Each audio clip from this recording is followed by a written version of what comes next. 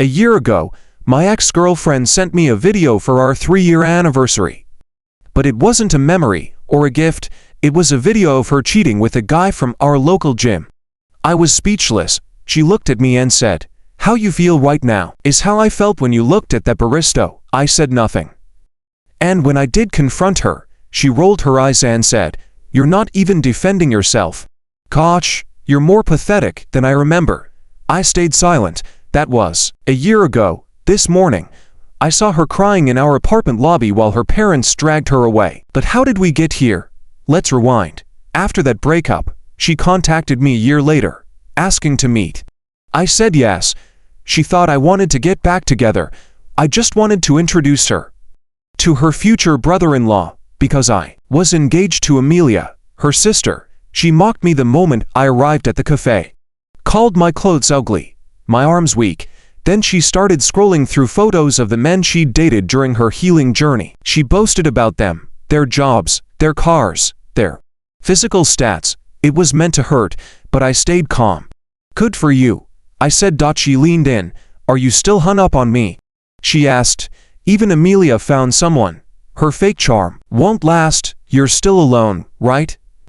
I could have ended her smug smile with one sentence, but I stayed silent. Amelia had taught me compassion. Melissa didn't get it. Then she took out a small box. It was the watch I saved for months to buy her.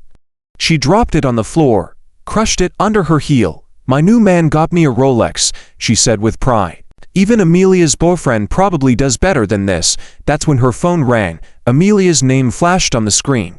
She declined the call. Probably wants to brag again. Her promotion, her boyfriend. Then she noticed something. My hand. "You're engaged?" She gasped. "Yep, to Amelia." I replied. Her face drained of color. She scrolled through Amelia's Facebook. There it was, the ring.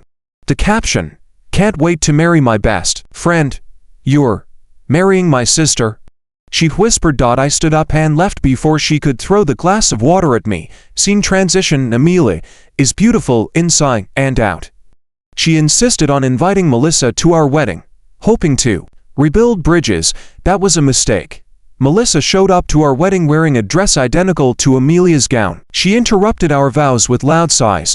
At the reception, she grabbed the mic and shared private, humiliating details from our past. Later, Amelia's mom showed me Melissa's texts, hundreds of messages to family and friends, twisting old arguments, trying to sabotage our marriage. She started showing up at our grocery store, stalking our schedules.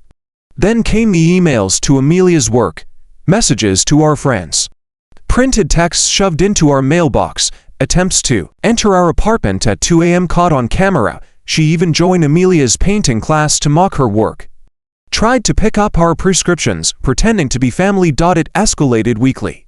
Emails to coworkers, anonymous harassment, lies, fake pregnancy announcements, photoshopped images, even vandalism on our cars. We installed more cameras, changed our routines, documented everything. Our support group grew.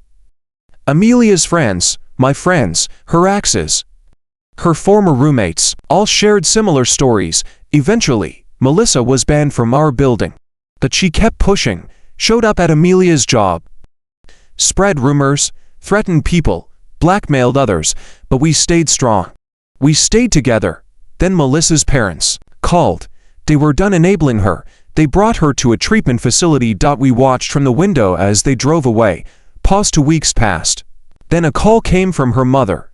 Melissa was in treatment, medicated, monitored. Therapy was intensive.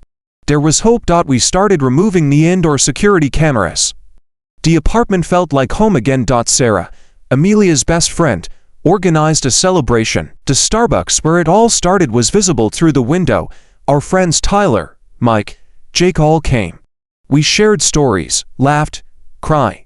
Then Amelia placed her hand on her belly. 12 weeks pregnant.